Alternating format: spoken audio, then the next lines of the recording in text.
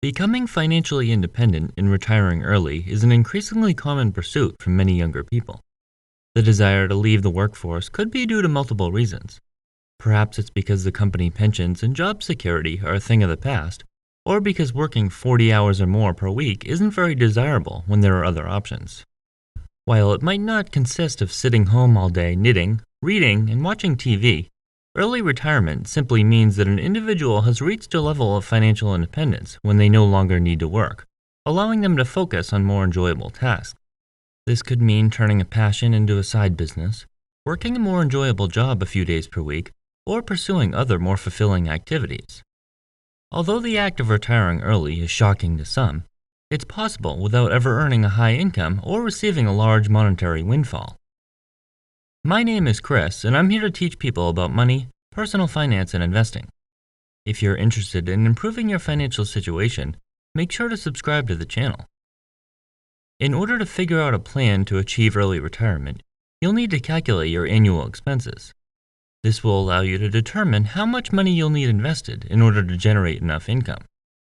Add up major expenses such as housing, transportation, food, insurance, keeping in mind that health insurance costs will rise as you age, clothing, as well as smaller costs like hobbies and entertainment. For example, if you have $50,000 in annual expenses, you'll need approximately $1,250,000 to retire.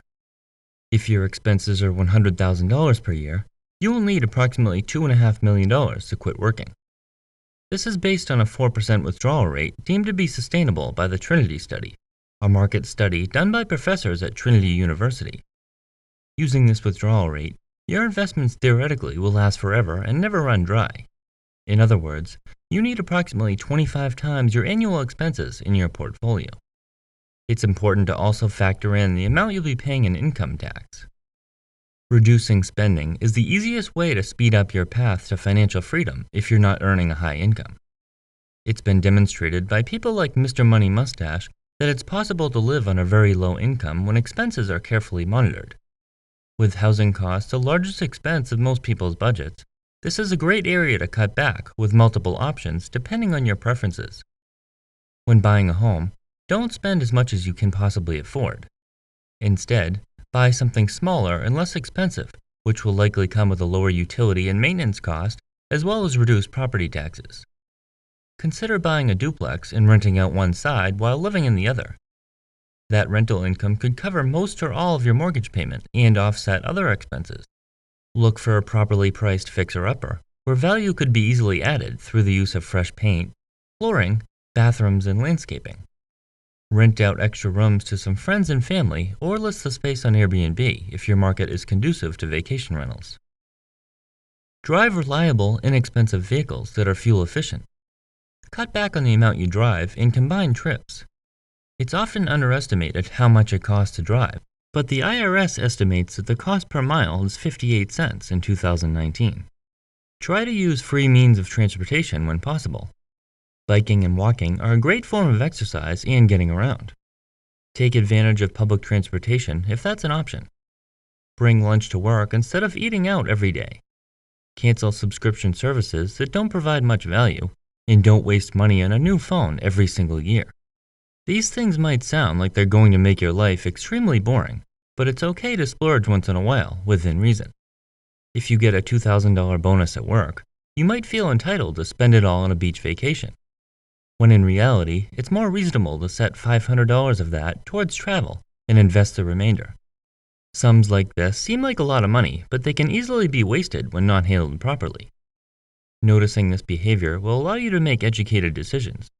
Reducing expenses will allow you to save more money for your future, while simultaneously reducing the amount needed to reach financial freedom.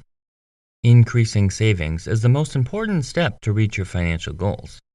This usually comes from a combination of increased income and reduced expenses.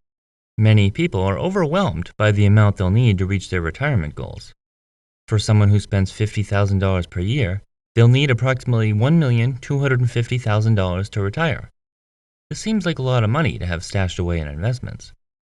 But if you break the amount down to see what really needs to be put away, it's more digestible.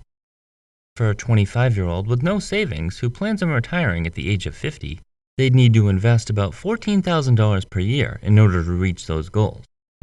This might seem like a lot for people who aren't yet accustomed to living on less than they earn, but it gets easier with practice. To put this into perspective, an extra $14,000 per year can be earned working about 22 hours per week at an entry-level job. Saving this much money is reasonable when earning an average salary and keeping spending in check, especially with our largest budget items. Increasing investment returns is another way to speed up your financial freedom. This can be done in the stock market, but this is commonly done with real estate. Buying a rental property with potential can often yield much higher returns than the overall stock market. For example, if you put $50,000 down on a duplex that pays you $500 per month after your mortgage and all other expenses, that will provide you with a 12% return on your initial investment, which is higher than the average of the stock market. Your mortgage also gets paid down each month, and a carefully selected property will likely increase in value. This doesn't even consider the tremendous tax benefits of being a real estate investor.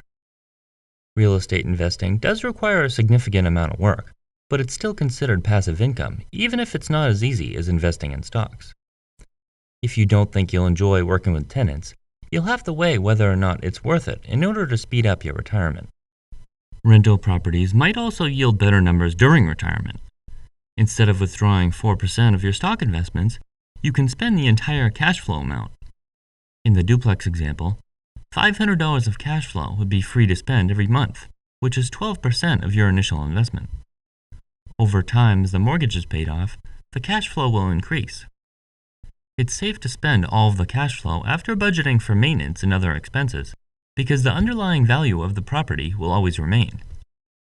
There's no need to worry about spending down the principal. Extensive market knowledge will be required in order to make an educated decision on a profitable rental property, but real estate investing can be easy with a qualified team of professionals. It's also possible to increase your returns by purchasing individual stocks, funds, and using investing strategies with greater potential. Choosing stocks, while much more risky than index funds and ETFs, can yield fantastic returns. Don't bet your life savings on one speculative investment, and don't blindly trust that hot stock tip, though. Many investors purchase funds of sectors which they feel are undervalued or are likely to perform well. With some proper due diligence and risk-return assessment, a portion of your portfolio might be well suited for this type of investing. Preparing to retire early isn't an extreme task.